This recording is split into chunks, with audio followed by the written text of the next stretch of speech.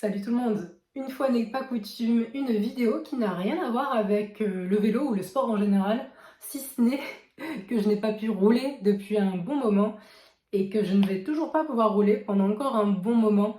Mais ne vous inquiétez pas, j'ai une vidéo quand même vélo qui va bientôt sortir puisque j'ai pu faire du vélo juste avant d'être en isolement Covid, parce que comme vous avez pu le voir dans le titre, aujourd'hui ça va parler Covid. Et j'ai toujours pas trouvé le temps en fait de faire mon montage et de sortir la vidéo, mais du coup j'ai une vidéo qui va sortir sur le vélo. Ça me fera du bien de faire le montage, ça me rappellera la bonne époque où je pouvais aller rouler sans risquer de contaminer qui que ce soit. Même si en même temps vous savez très bien que quand je vais rouler je ne croise absolument personne, donc je suis pas sûre que ce soit très risqué. Mais bon, quand même, là c'est isolement Covid. Donc aujourd'hui j'ai fait un petit test antigénique pour le Covid. Et ben, c'est positif. La barre de test est apparue genre en même pas 5 secondes, je crois. La barre de contrôle est apparue encore bien après. Voilà, je suis positive au Covid. Alors il faut que ce soit validé par un test PCR. Mais comme là, les labos rouvrent que lundi, j'aurai mon test lundi. Si c'est pas validé, je ne sors pas la vidéo. Donc si j'ai sorti la vidéo, c'est que ça a été validé par le test PCR. Mais en même temps, c'est pas du tout étonnant que je sois positive, puisque déjà ça faisait 10 jours que j'étais en isolement, car cas contact, et comme je vis avec la personne positive, donc c'est Romain en fait qui a été testé positif mercredi dernier, donc là on est vendredi, ça faisait déjà 10 jours, moi dans tous les cas j'avais le droit à 17 jours d'isolement, parce que quand tu vis avec un positif, et ben tu as le droit à 17 jours à partir soit des symptômes, soit du prélèvement. Donc du coup, dans tous les cas, c'était 17 jours pour moi, c'était déjà beaucoup trop long.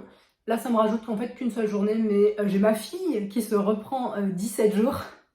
C'est génial. Enfin bref, reprenons les choses de manière chronologique pour ceux que ça intéresse. Donc Romain était cas contact de cas contact, mais bon, comme il est très prudent, et il s'est dit qu'il allait faire un test. Et il était positif alors que la personne entre lui et le positif n'était pas positive. Donc en fait on ne sait pas exactement qui lui a donné, mais bon comme ça circulait, il a fait le test, donc positif. Donc moi j'avais copé de 17 jours de prison ferme, non, mais d'isolement strict. Romain a eu des petits symptômes, à un moment il a été bien crevé, le nez qui coule, rien de grave heureusement. Moi j'ai commencé à avoir mal à la tête de temps en temps, pas longtemps en fait après lui. Mais le truc c'est qu'en ce moment je suis sur l'ordinateur toute la journée à télétravailler tout en ayant une enfant de 2 ans qui réclame toute mon attention. Donc les maux de crâne en fin de journée ça m'a pas spécialement alertée. J'avais aussi un peu le nez qui coulait. Je m'étais dit c'est peut-être le Covid, peut-être pas. Et ce matin je me suis réveillée, j'étais un petit peu au fond du gouffre. Là j'ai le nez ultra pris, j'ai les sinus en feu. D'ailleurs, le seul moment où j'ai mis un pied hors de ma maison, histoire de prendre l'air frais dans mon jardin, j'ai dû mettre mes lunettes de soleil parce que la luminosité, alors qu'il fait pas terrible, hein, mais ça m'a explosé les yeux, j'ai très mal au crâne, donc clairement c'est pas la grande forme. Je me suis dit que j'allais faire un test antigénique histoire de vérifier et de voir ce qu'il en était, parce qu'en fait je m'inquiétais pas trop pour moi, parce que dans tous les cas la suite c'était que si j'avais des symptômes, c'était 10 jours d'isolement, etc. Le problème c'est ma fille, puisque comme elle a 2 ans, il ne la teste pas, et j'ai envie de dire tant mieux, hein, j'ai pas envie de l'embêter avec ça. Mais bon bref, du coup j'ai fait le test antigénique, donc validé d'ici quelques jours grand max par un test PCR. Et du coup ma fille se reprend 17 jours d'isolement. La personne que j'ai eue au téléphone de la CPM m'a dit que vu ce que je lui avais décrit, elle comptait le début de l'isolement pour Lexa à partir d'hier. Et donc pour moi aussi, mais sauf que pour moi du coup c'est 10 jours, pour Lexa 17 jours. Donc Lexa aura été isolée du 21 avril au 15 mai. 15 mai d'ailleurs qui était la date à laquelle Romain et moi étions censés nous marier. Je crois que je sais pas si j'avais dit ici, Romain et moi nous nous sommes fiancés l'été dernier. On devait se marier le 15 mai, il y a quelques semaines on a repoussé, donc ce sera cet été finalement. Clairement on a été inspiré de repousser parce que là ça aurait pas pu le faire. Mais voilà, donc pour la petite histoire, voilà ce qu'il en est. Donc moi du coup je dois continuer le télétravail. À la base je pensais continuer du coup qu'une semaine de plus. Mais je vais devoir certainement continuer aussi la deuxième semaine parce qu'il n'y aura personne sinon pour garder Lexa, puisque Lexa ne peut pas aller chez son assistante maternelle évidemment, elle ne peut pas être gardée par les grands-parents, etc. Donc voilà, donc je vais peut-être gagner 2 semaines de plus de distanciel, sachant que tout ce que je veux c'est pouvoir retourner devant mes élèves au lycée, mais pas pour leur donner le Covid.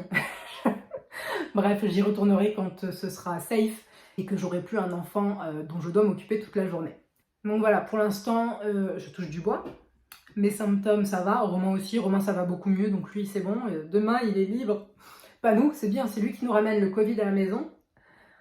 Et c'est nous qui nous prenons une peine d'isolement extrêmement élevée, surtout pour Lexa, quoi. Quasiment 1 mois pour elle. Franchement, c'est dur pour elle. L'autre jour, il y avait des enfants qui jouaient dans la rue, donc elle les voyait, elle les entendait. Elle voulait absolument aller jouer avec eux. Quand on a dû lui refuser, elle a pleuré à chaudes larmes. Ça a un peu brisé mon cœur de maman, donc c'est un peu le plus dur là-dedans, parce qu'après on se plaint pas, je veux dire, on n'est pas trop malade, on habite une maison avec un jardin, etc. Donc on va pas du tout se plaindre du fait d'être isolé. On a cette chance-là d'être confiné, dans tous les cas, dans un endroit qui est agréable à vivre. Mais c'est vrai que c'est un petit peu dur de voir que la petite peut pas du tout voir ses copains, elle peut pas aller jouer avec d'autres enfants, etc. Mais c'est pas grave, elle nous aime bien, elle nous supporte pour l'instant, donc ça va le faire. Cette vidéo, c'était donc pour vous expliquer un peu tout ça. Donc du coup, il y aura quand même une vidéo dehors sur le vélo prochainement, mais elle a été tournée juste avant que je sois isolée. Bon, après, vu le temps qui passe relativement vite, moi, je pourrais sortir assez rapidement, plus que 10 jours. Donc voilà, s'il y a un moment, il y a Romain qui peut garder Lexa pendant qu'elle est encore isolée, mais pas moi, j'irai faire un tour de vélo. Je pourrais partager avec vous mes sensations post-Covid, en espérant encore une fois que ça ne s'empire pas et que ce soit tout ce que j'ai. Une pensée pour tous ceux qui n'ont pas la chance d'avoir une forme seulement bénigne de la maladie. Je pense fort à tous ceux qui sont touchés durement, c'est pas cool du tout. Espérons qu'on voit bientôt le fond du tunnel. En attendant, portez-vous bien, prenez soin de vous et de vos proches. À bientôt.